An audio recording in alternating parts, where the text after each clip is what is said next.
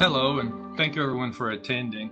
My name's Kevin Cornwell. I've been with Dean Dorton for a little bit over 23 years, and um, I spend all my time doing IT audit and compliance work. And I'm not a huge fan of government regulation. I think it certainly has its benefit, but and it certainly provides me with some job security, so I should not complain. But when I look at any kind of compliance process, I put myself in the end user's shoes because I wear multiple hats, and some of those hats are dealing with IT systems and keeping them running and implementing those. So I know what it looks like to be on the other side of the compliance issue, and so as we should, because we are required, we need to do our best to comply with these requirements. But like you, that require, or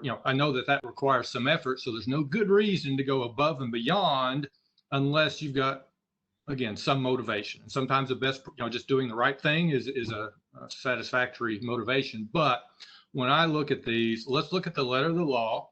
Let's see what's appropriate. Let's try to interpret the intent and meet that without going overboard. Again, controls and regulations are intended to be a good thing, but let's see what's practical. Let's do what's practical and meet the letter of the law. So we're going to look at CMMC today. We're not going to get too terribly deep. I think one of the best things I'm hoping you have as a takeaway from this is an understanding of the process so that you can then start preparing. There are some things you can do now to help get ready for this. It's probably coming towards the end of this year, maybe the first part of next year. The timelines are a little fuzzy, but at some point in the future, this is going to be a reality for those who are entering into Department of Defense contracts. And there are certainly some things that you can do now. And again, because of the anticipated timing, it would be a good idea to start now, depending on where you may fall in the requirement hierarchy that they've set up. So we'll go over some background just to make sure that everyone is up to speed on where this CMMC is, where it came from. We'll look at the actual certification process so that you'll know once you are even looking at it in the beginning, doing some kind of readiness assessment, remediation, and then what it looks like, what an assessor, some of the questions they may ask. We'll look at some specific examples because again, depending on what your level is, you're going to have a different set of requirements. We'll also look at the timeline. And again, I mentioned already, it's a little fuzzy. They are actually on target with their timeline so far, which is a little surprising because COVID seemed to push everything off into the future a little bit. But the CMMC authorities have actually managed to meet the timeline so far. Now, when I say they're meeting it, they're getting it just in time of the timeline. So it sure looks like some of the other processes or other milestones are going to get pushed out just a little bit, but who knows? We'll see. We'll look at some recent developments. They've been issuing guidance over the last 5 to 6 months to clarify and provide materials to help prepare. So we'll look at that. And then 5, and here's where I'm hoping you get the most value, is what can you do? What can you do now? So let's go ahead and jump into that and start looking at the background to begin with. So,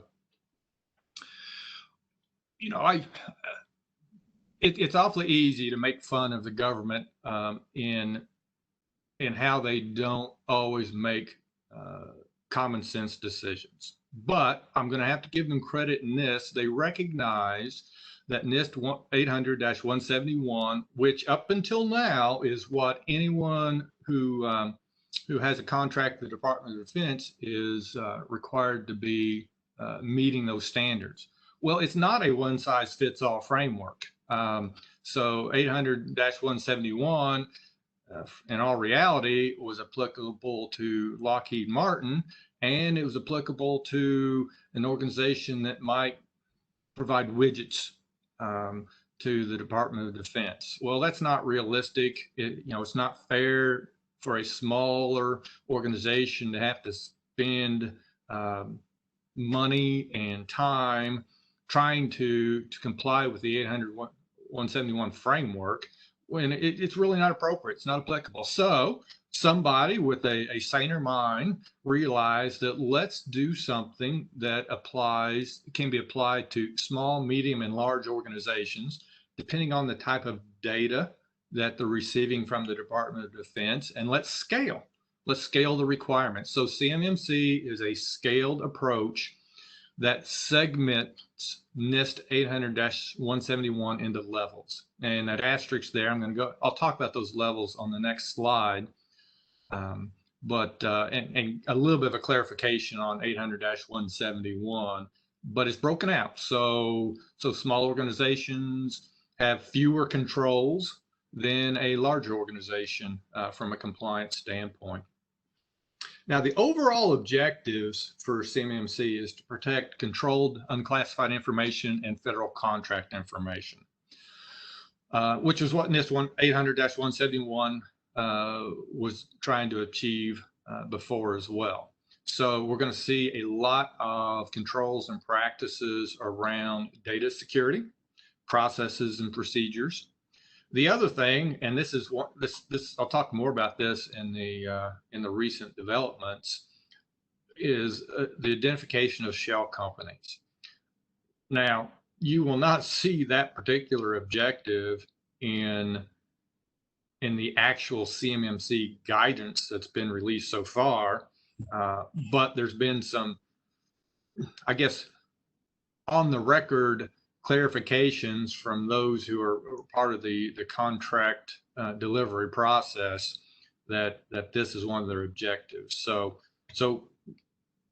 assessors will be basically having at least some face-to-face meetings and looking at a building structure to ensure that there are truly employees and some kind of product being delivered. So, that gets outside of data security, but I guess they've packaged it in there to try to, again, weed out those shell companies that are trying to do business with the Department of Defense for nefarious reasons.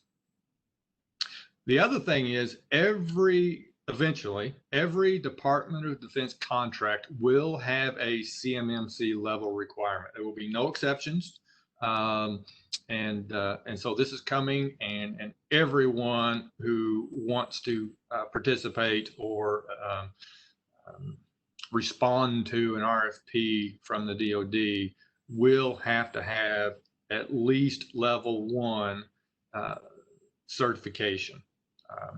And based on what we've seen so far, this applies to prime contractors and first tier subcontractors.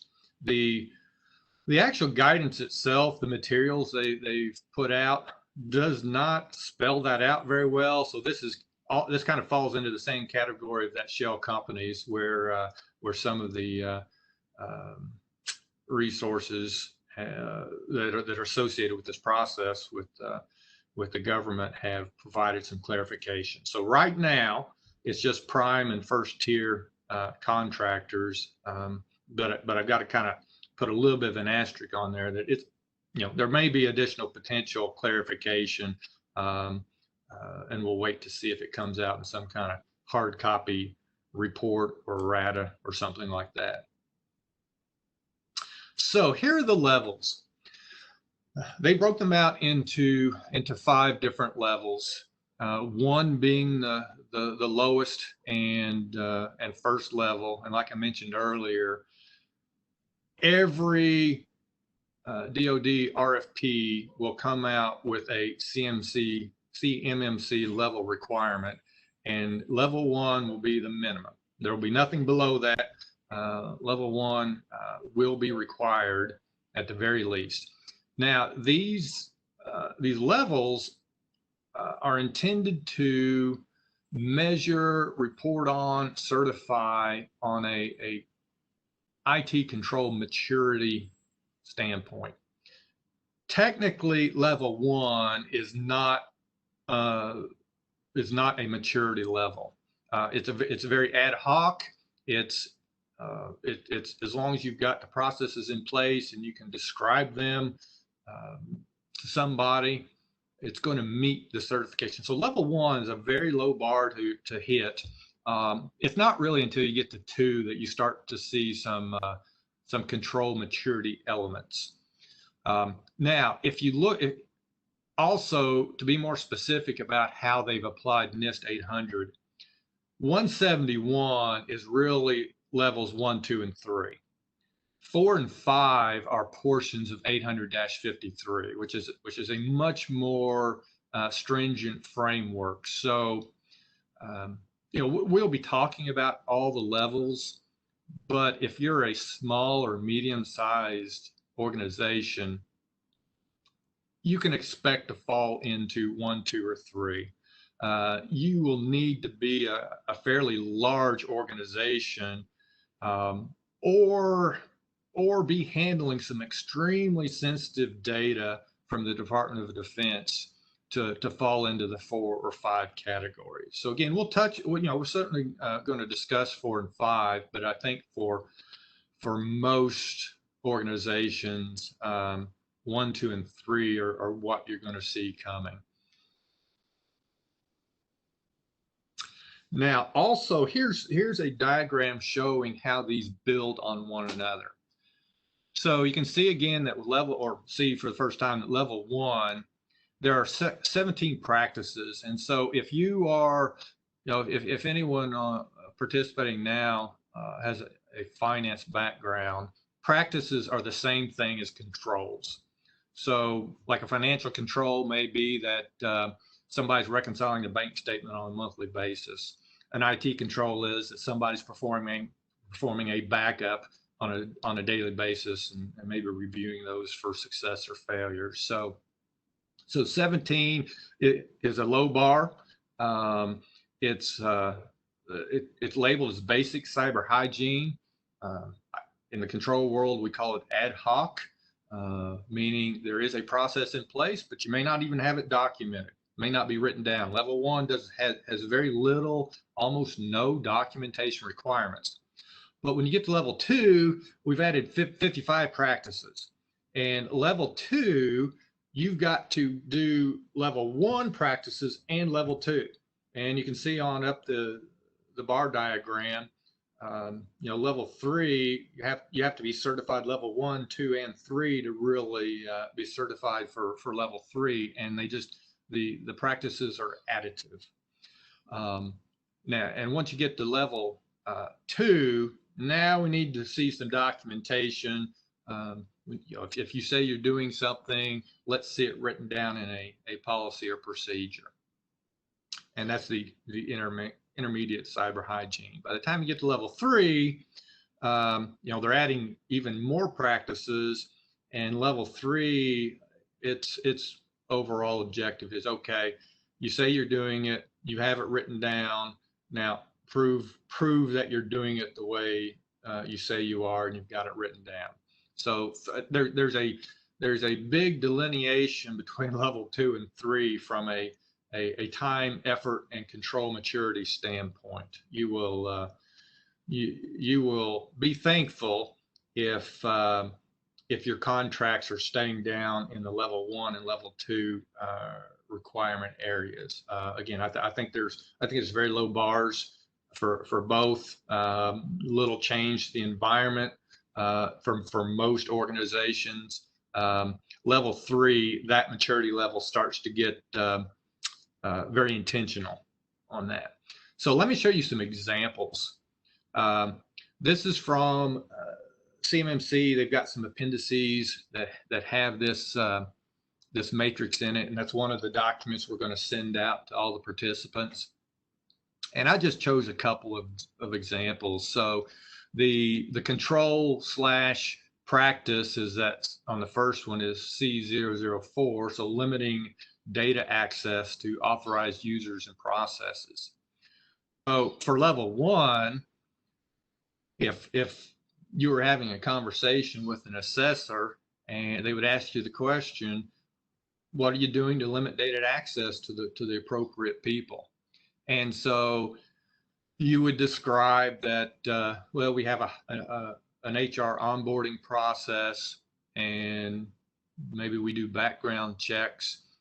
And then at some point, HR or manager supervisor will notify IT and tell them what their job title is or what the responsibilities are, tell them what access they need, or IT may know just based on the job title. And then IT sets up their user and gives them a default password that they're required to change first time they log in. And if users are working outside the office, we use VPN, hopefully multi-factor authentication. But if you notice, this verify, control, limit connections to and use of external systems, as long as you have some controls in place, as long as there's some secure method for remote access, it doesn't say you have to have multi-factor authentication. It'd be hard to argue that without VPN or some kind of SSL certificate to remote in, that it's as secure as it should be. But if you can describe some basic controls you have in place, you're going to meet the level one certification requirement. Now, when you get to level two, here's where more often than not, the level two is going to say, have a policy and or procedure that explains what you just described for the level one. But in some instances, it's going to, like in this one, let's say your process is just as we described, but you use a help desk ticketing system to initiate new users being created. Well, if you can see that HR submitted the ticket, or a manager supervisor with the appropriate authority submitted the ticket and approved it, maybe, so there may be an electronic approval attached to that, and then IT granted the access, and you can see that IT is not part of the HR department, they're not the manager supervisor, and so they're truly segregated from a segregation of duty standpoint. And there's a record on that in that ticket that IT granted access, then that's sufficient documentation that's grabbing the approvals. So the right person said that, if Fred was hired, that yes, he should have access to XYZ system. Now, and again, that's a process. Both one and two are is just process and having the process documented and capturing some data through the process. So, technically not changing anything you're doing, just getting it on paper. Once you get to three, though, now we're talking about some potential system implementation. So to protect that data, it needs to be encrypted. So on the mobile devices, if you're using thumb drives, if you've got email configured on mobile phones, all of those need to have an encryption solution in place to ensure their security and confidentiality. So you can see how very quickly we went from, we're just talking about processes and procedures, things we're already doing, to level three. Well, if you don't have that in place, you have to put it in place to get there. So we easily, so we can see that's a good example of how the bar raised substantially once you get to level three. And then you can see on the next example, perform auditing. So we're looking at event logging. So for level one, there's not a requirement. We don't even have to talk about event logging if you're just doing a level one certification. Level two is your systems should be able and configured to generate event logs. But what's nice about this one is so that you can review those when needed. So that phrase there, to the extent needed, that I like that phrase because that just means you need to have this functionality flipped on. And then if some event happens and you need to research it, you've got you've got somebody who can go start looking through systems and event logs and start piecing together what happened. Most of the people, most systems by default have that turned on. Most organizations have that capability. So this one's an easy one, I think, to check off.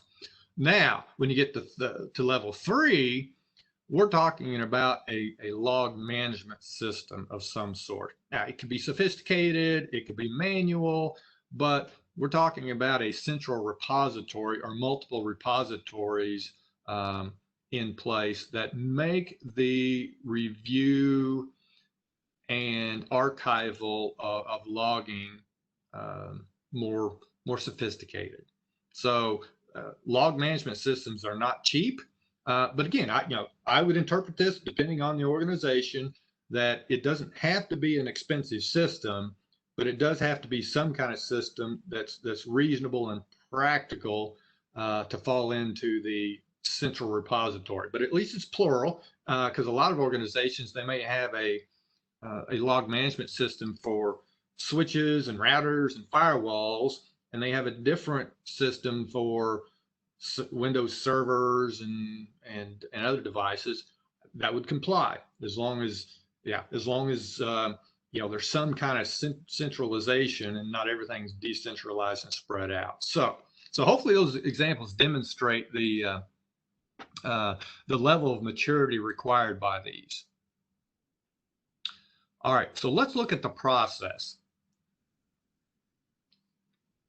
So the starting point is to know the applicable CMMC level that you're going to need to comply with. Now, the short answer is you're not gonna know those officially until RFPs start coming out. Well, it's a little late at that point to start figuring out which level or to prepare for it, especially if it's anything above 1. 1 will take very little preparation, but 2, even though it's a low bar, will take some.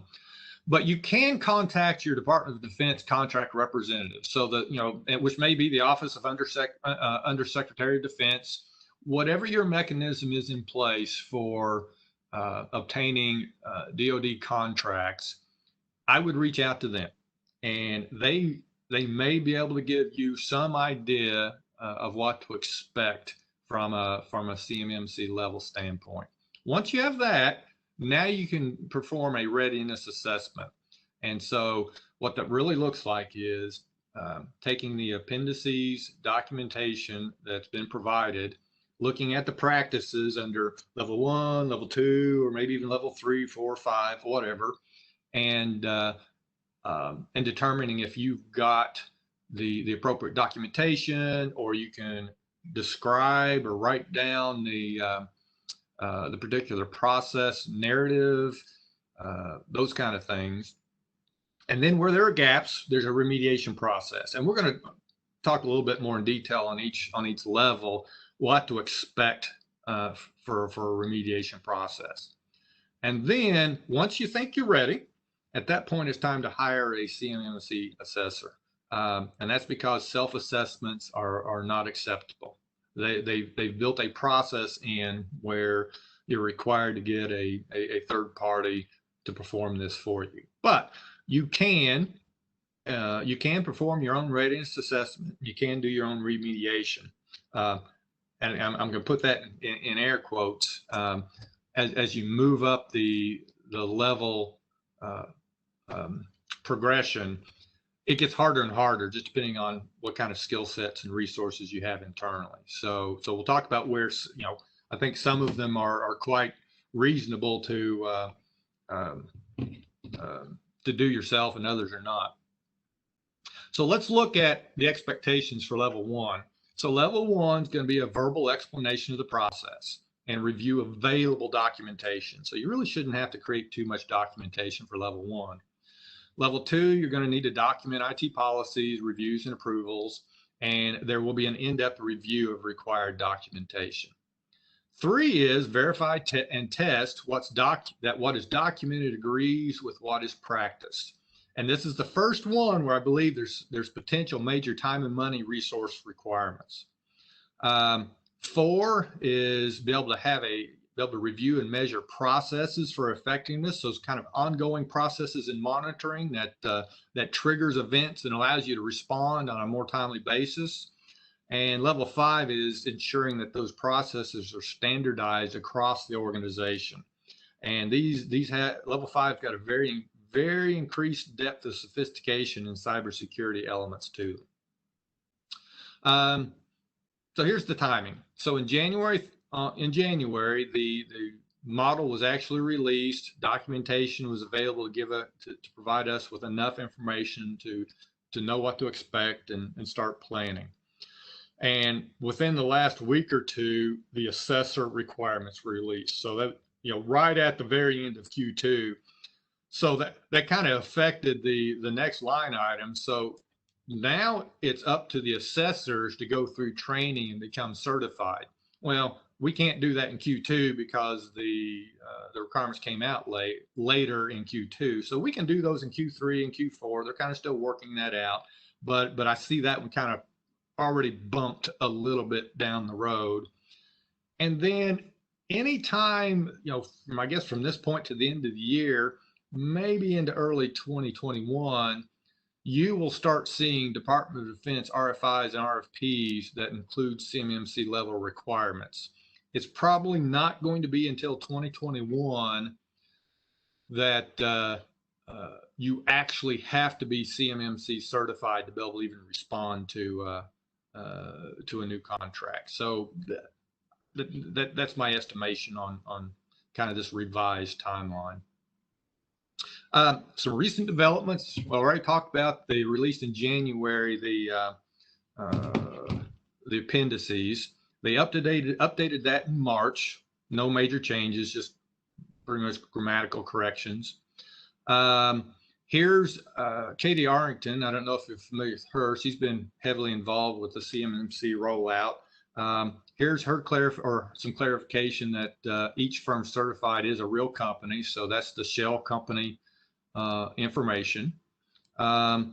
Here's also some clarification on what their expectations for level 1. Their level 1 cost expectations are and timing are that your organization will spend about an hour inputting some information, and it may cost, up here you can see, around $3,000 per company. Now, having been through some readiness assessments and remediation, I'm telling you, hour is a little low. The pricing seems a little low, but if that's what the market rate is, that is what the market rate is. It's a fairly expensive process to get certified, and so level 1s would be a hard ROI sell. And the other thing, these tools that she mentions, they're not out yet. And so if the tools aren't ready and the tools aren't providing the streamlining that's needed to get this down to a $3,000 engagement, then those prices may not be accurate. But I'm thinking based on the effort involved, it should be close. I just don't know if I agree 100% yet with the $3,000. So the certification process was just released. Here's what you can do.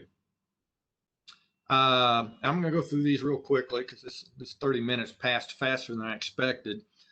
You can perform a readiness assessment, do it yourself, or utilize a third party. Same thing on remediation. But one thing that's important, going through the readiness assessment and remediation is not certified yet. That's just getting ready for certification.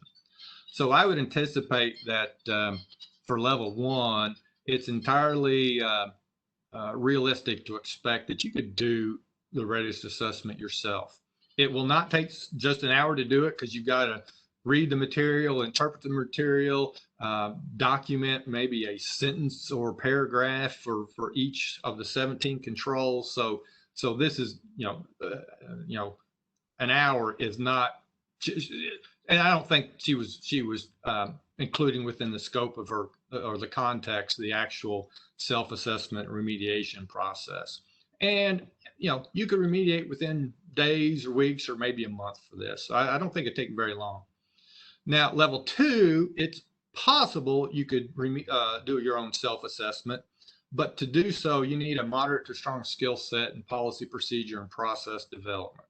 If you got some strong resources for that, then by all means do that. And I would highly recommend finding a NIST 800-171 policy and procedure template out there.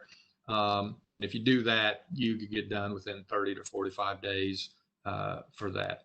Now, level 3, at this point, it gets very technical. And so when we do our readiness assessments, it's a combination of IT compliance auditors and our cybersecurity experts. So this one may be difficult to do internally. And again, the findings from the readiness assessment are likely going to involve spending some money. So this is probably a 1 to 3 month process. And I'm going to go through 4 or 5 real quick, just saying that remediation for 4 is probably a 3 to 9 month process for a year. So all right, so I believe I've probably gone over for just a couple of minutes. We're going to send out this information out with the slide deck, and here's also some helpful resources. So here, the first link is the United States acquisition website, and that's helpful to check for new CMMC updates. What I've also included are 2 Compliance Forge links for policy and procedure templates. So the first template, which is actually NIST 800-53, that template costs $990. And so, we recommend in a lot of our projects during the remediation process to incorporate, to use these templates. They're a great starting point. Now, you'll notice it's 800-53 because they used to have an 800-171 specific written information security plan, but they have pulled that from their product list. So if it were me and you've got a strong policy and procedure development skill set, I would probably go the 800-53 route and modify it because the new product they put out that replaces their 800-171 is a compliance program bundle, and that product's $4,350. So again, their material is great. Every product I've used of theirs is wonderful, but there's a big difference between $1,000 and over $4,000 in what you're doing. So somebody who is less familiar with the process, the $4,000 product would probably walk them through it easier. But if you are familiar with the requirements in the process, the 800-53 will get you there. So I'm going to stop there, and then Julia asked if there's been any questions. We actually have had a few questions. The first one is a little vague. I apologize, but it's about the GSA contract. So if you don't mind going a little more in depth with the GSA contract, we would appreciate that. The GFA contract. Yeah. I'm going to admit unfamiliarity with that. Can someone provide a little more clarification? Is the GFA contract a Department of Defense contract? Because only Department of Defense contracts are falling under CMMC currently. It's GSA Schedule IT 70, General Services Admin is what we're getting in the chat. General Services Admin. Yeah. I have not seen that yet in the CMMC. Let me check that real quick. And just so everyone knows, if we're more than happy to look into these questions after we're finished and have some of these conversations on the side. We are more than happy to take some time to look at these questions. So if it is a little bit more of a complicated question and an answer, we are more than happy to send these later on. So if the GSA is one of these sources for delivering and managing Department of Defense contracts, then certainly CMMC will be an issue. However, it will not apply to any other type of contracts. Only the Department of Defense at this point CMMC relevant. That might change in the future, but today that's the case. So hopefully that answered the question. If not, respond back. We may get back later.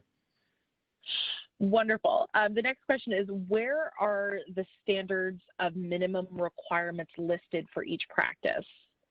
All right, we're going to send those out, but if you look at this, the CMMC appendices version 1.02, that's the matrix, and it will show you, and it's laid out real well. Actually, the Excel spreadsheet, when they released the clarification for version 1.02, they provided an Excel spreadsheet, so it's probably easier to look in the spreadsheet. I would reference that when you receive that. The next question we have is, what about multi-year contracts already awarded, i.e. Seaport, NXTGN? I apologize if I'm saying that incorrectly. I'm a bit of a tech novice, but will those add THT requirement for out years? They have not issued any specific guidance on that yet, but if I was going to hazard an educated guess based on what I've read so far, I think those are going to be grandfathered in. But that means you still have NIST 800-171 requirements, which are more stringent. So I think by grandfathering them in, you've got a higher bar, which you'd be meeting now, or supposed to be. So again, I do not think CMMC is going to apply to those. And that reminded me of something else I kind of hazed over when mentioned multi-years. The CMMC certification will have to be renewed every 3 years. So it expires, I guess is a good way to say it at some point. All right. Well, if there are any more questions, I want to thank everyone for their time. I hope it's been informative. Again, feel free to reach out if you have any other questions that we didn't answer or other questions come up later.